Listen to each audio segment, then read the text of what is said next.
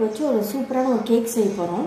அதுக்கு தேவையான பொருள் வந்து ஒரு பீட்ரூட், 1 கப் மைதா மாவு, 1/2 கப் சீனி, 1/4 கப் பால், 1 teaspoon baking powder, 1/2 teaspoon baking soda, 50 gram butter, 2 முட்டை, ஒரு வெனிலா எசன்ஸ்.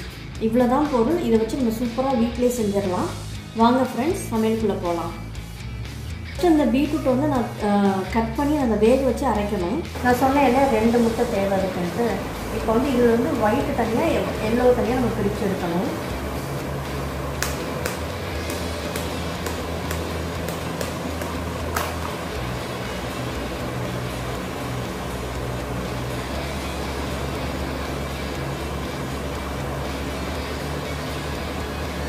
அதனால் நான் எல்லோ மட்டும் தனியாக செப்பரேட் பண்ணிட்டேன்.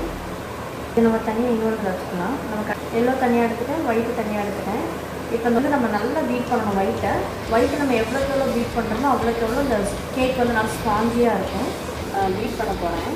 ஸோ அப்போ தான் நல்லா நரைச்சி நல்லா வரும்.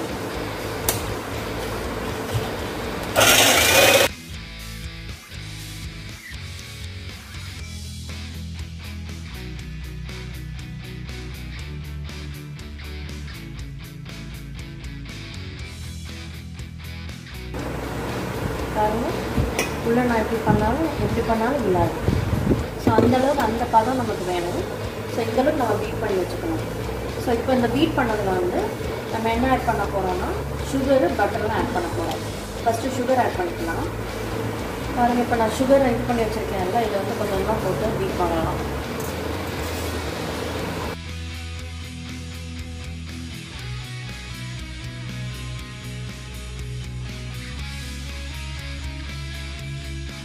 நான் சுகர் ஆட் பண்ணிட்டேன், ஃபுல்லாக ஆட் பண்ணி வச்சிட்டேன்.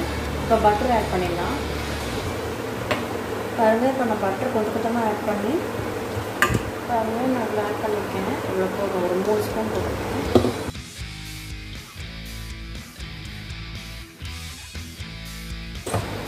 ஓகே, இந்த நம்ம இப்போ ஆட் பண்ணிட்டோம். இப்போ நம்ம அந்த ஒயிட் அந்த எல்லோ நம்ம தனியாக எடுத்து வச்சோம் இல்லையா, அந்த எல்லோ எக்கு வந்து நம்ம ஆட் பண்ண போகிறோம். அடுத்து இப்போ நம்ம எல்லோ வந்து தனியாக செப்பரேட் பண்ணி வச்சோம் இல்லையா, இப்போ அதையும் ஆட் பண்ண போகிறோம். அதே மாதிரி இந்த எசன்ஸ், வெனிலா எசன்ஸ், அதையும் ஒரு நான் ஆட் பண்ண போகிறேன்.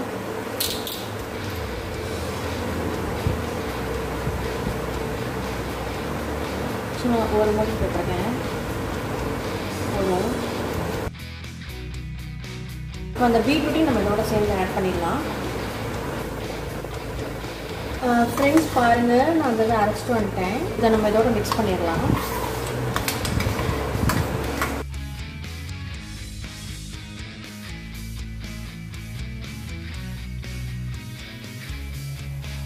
ஃப்ரெண்ட்ஸ் பாருங்கள், நான் ஆட் பண்ணிட்டேன் பீட்ரூட் பேஸ்ட்டு. இப்போ நம்ம இதையும் சேர்த்து மிக்ஸ் பண்ணிடலாம். அழகாக ரெட் வந்துருச்சு. ஃப்ரெண்ட்ஸ் பாருங்கள், இப்போ இந்த பேட்டர் இது ரெடி ஆகிடுச்சு. இப்போ இதில் வந்து நம்ம மாவு சேர்க்க போகிறோம். அப்படியே நம்ம கொட்டிடக்கூடாது. இந்த மாதிரி சலிக்கிறதில்ல, இந்த மாவை கொட்டிடணும். கொட்டிட்டு இதுக்கு நான் சொன்னேன் இல்லையா, 1 டீஸ்பூன் வந்து baking powder, 1/2 teaspoon baking soda. இது எல்லாத்தையும் சேர்த்து நம்ம சலிக்கணும். ஏன்னா சலிக்காமல் போடவே கூடாது, நம்ம சலிச்சு தான் போடணும்.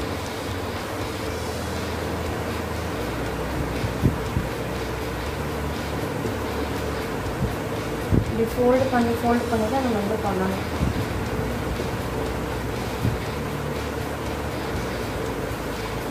பால் எடுத்து வச்சுருக்கோம் இல்லையா, நம்ம ஃபுல்லாக அவ்வளோ பால் யூஸ் பண்ண அவசியம் இல்லை. தேவைக்கு ஏற்ற மாதிரி நம்ம யூஸ் பண்ணிக்கலாம்.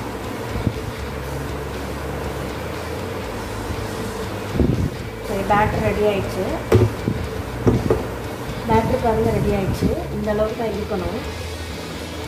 பாருங்கள் எப்படி இருக்குது பாருங்கள், இப்படி தான் இருக்கணும். இப்போ வந்து இதை நம்ம பேக் பண்ணலாம். இது வந்து அடுப்புலேயும் நம்ம பேக் பண்ணலாம், இல்லை அவன்லேயும் பேக் பண்ணலாம். இப்போ நான் 2மே பேக் பண்ண போகிறது இல்லை. நான் வச்சுருக்கேன், காட்டுறேன்.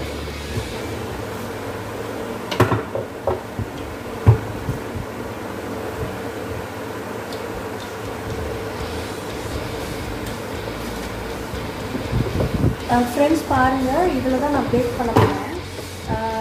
அவனில் பேக் பண்ணலாம். இது வந்து கொஞ்சம் எனக்கு ஈஸியாக இருக்கும் ஹேண்டில் பண்ண. அது 10 மினிட்ஸில் வந்து அந்த கேக் வந்து ரெடி ஆகிடும் எனக்கு. இது மஃபின்ஸ் நான் குட்டி குட்டி கப்பில் வச்சு நான் பண்ண போகிறேன். நீங்கள் அடுப்பில் வைக்கிறதா இருந்தால் அடுப்புலேயும் ஒரு செட்டு நான் வச்சு காட்டுறேன். ஃபஸ்ட்டு இதுலேயும் நம்ம பேக் பண்ணுவோம். இது ஒன்றும் இல்லை, ரொம்ப ஈஸி.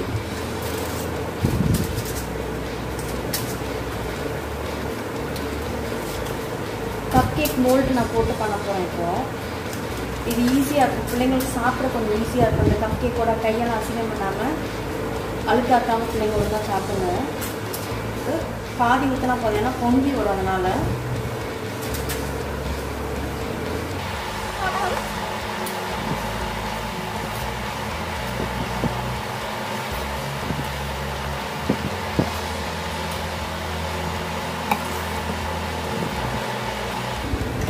ஃப்ரெண்ட்ஸ் பாருங்கள், நான் எல்லாத்தையும் ஊற்றிட்டேன். இந்த இன்னும் கொஞ்சம் இன்ட்ரெஸ்டிங் ஆக்கிறதுக்கு என்ன பண்ணுறது, டூட்டி ஃப்ரூட்டி எல்லாம் போட்டோம்னா கொஞ்சம் கலர்ஃபுல்லாக இருந்துச்சுன்னா பிள்ளைங்க சாப்பிடுங்க. விரும்பி பாருங்கள், இது தான் பிள்ளைங்க விரும்பி சாப்பிடுங்க. ஸோ ரொம்ப வேண்டாம், சும்மா லைட்டாக. இப்போ பொங்கி வரும்போது அதுவும் அழகாக இருக்கும் பார்க்க.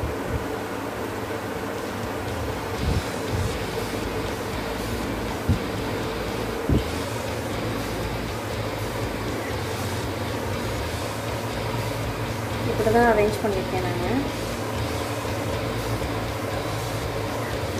அதை ஆன் பண்ணிடலாம். ஆன் பண்ணிவிட்டு இதை க்ளோஸ் பண்ணுறது மட்டும் தான் எனக்கு வேலை. லைட் எரியுது பாருங்கள், லைட்டு பிளிங்க் ஆக ஆரம்பிச்சிச்சு. இது ரெடி ஆனதுக்கப்புறம் க்ரீனாக மாறிடும். ஒரு 10 மினிட்ஸ் வெயிட் பண்ணி பார்ப்போம்.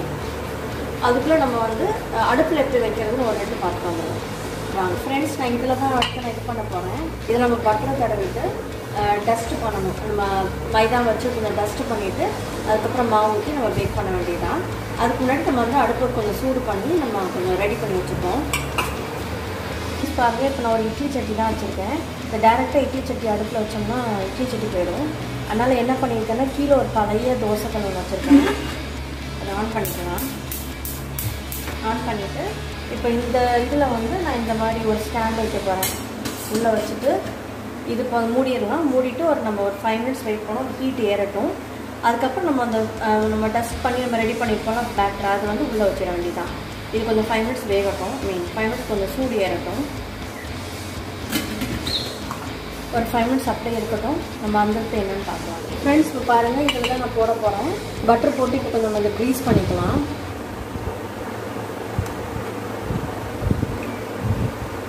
இப்போ இதில் வந்து மைதா மாவு போட்டு டஸ்ட் பண்ணிட்டாங்கன்னா ஒட்டாமல் கேக் விழுகும் கீழே. ஆனால் அது கொஞ்சம் டஸ்ட் பண்ணிட்டு வந்துடுறேன்.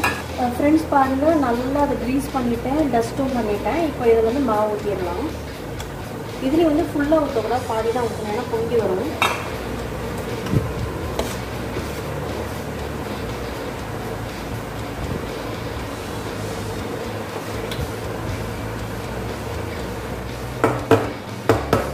இப்படி டேப் பண்ணணும், ஏன்னா ஏர் பபிள்ஸ் வந்து அது நல்லா செட்டில் ஆகிடும். இப்போ இது மாதிரி நான் கொஞ்சம் டூட்டி ஃப்ரூட்டி போட போகிறேன். ஃப்ரெண்ட்ஸ் பாருங்கள், இப்போ நான் பண்ணிவிட்டேன். இதை வந்து நெல்லில் வச்சிடலாம். வாங்க பார்க்கலாம் அதை. ஃப்ரெண்ட்ஸ் பாருங்கள், நல்லா ஹீட் ஆகிடுச்சு. இப்போ இது வந்து உள்ளே வச்சுருவேன்.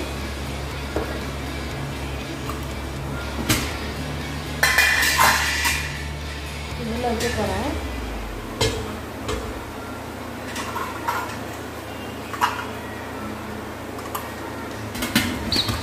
இது வந்து சிம்லேயே தான் இருக்கணும், ஹையில் வைக்கக்கூடாது.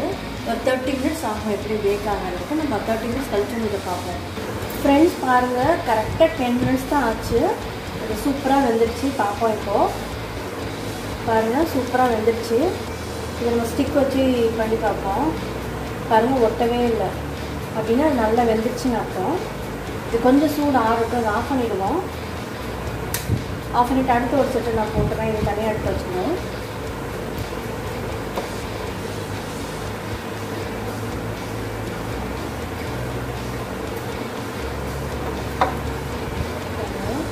ஃப்ரெண்ட்ஸ் பாருங்கள், கேக் சூப்பராக ரெடி ஆயிடுச்சு. நம்ம வீட்டிலே ஆர்கானிக்காக நம்ம வந்து பீட்ரூட் அரைச்சி நம்ம பண்ணினோம். இது ஹெல்த் வைஸ் ரொம்ப நல்லது குழந்தைங்களுக்கு. இனிப்புமே நான் கம்மியாக தான் போட்டிருக்கேன், ரொம்பலாம் இனிப்பு போடலை. ஃப்ரெண்ட்ஸ் பாருங்கள், இப்போ நம்ம அடுப்பில் வச்சு வந்து ரெடியாக இருக்குன்னு பார்ப்போம்.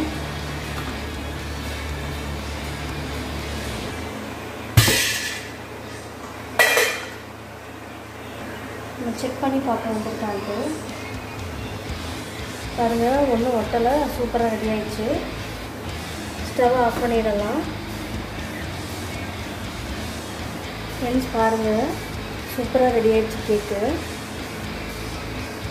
நம்ம வீட்டிலே நம்ம ஆர்கானிக்காக நம்ம எந்த கலர்ஸும் ஆட் பண்ணாமல் பீட்ரூட் வச்சு பிள்ளைங்களுக்கு சத்தாக ஒரு கேக் செஞ்சுட்டோம். இந்த மாதிரி நம்ம வந்து கேக் செஞ்சு கொடுத்தோம்னா பிள்ளைங்க வெளியில் தேட மாட்டாங்க. வெளியில் எப்படி பட்டர், எந்த மாதிரி பட்டர் தானா டால்டாவா என்னன்னு தெரியாது. நம்ம இப்படி வீட்லேயே செஞ்சு கொடுத்ததுனால பிள்ளைங்களுக்கு ரொம்ப ஹெல்த்தியாக இருக்கும். பாருங்கள், இதை ப்ரெஸ் பண்ணோன்னா எவ்வளோ சாஃப்டாக இருக்குது பாருங்கள், பயங்கர சாஃப்ட்டு. ஃப்ரெண்ட்ஸ் பாருங்கள், இப்போ நான் இதை கட் பண்ணி காட்டுறேன்.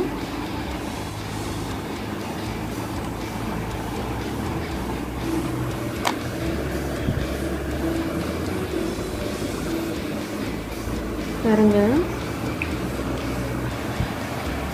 ஜோனத்தன் கேக் சாப்பிட்றீங்களா? சாப்பிடுங்க.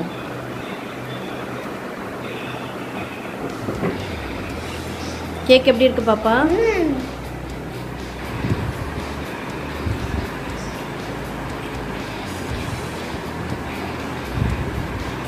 கையை ஒழுங்கா வை, சாப்பிடு.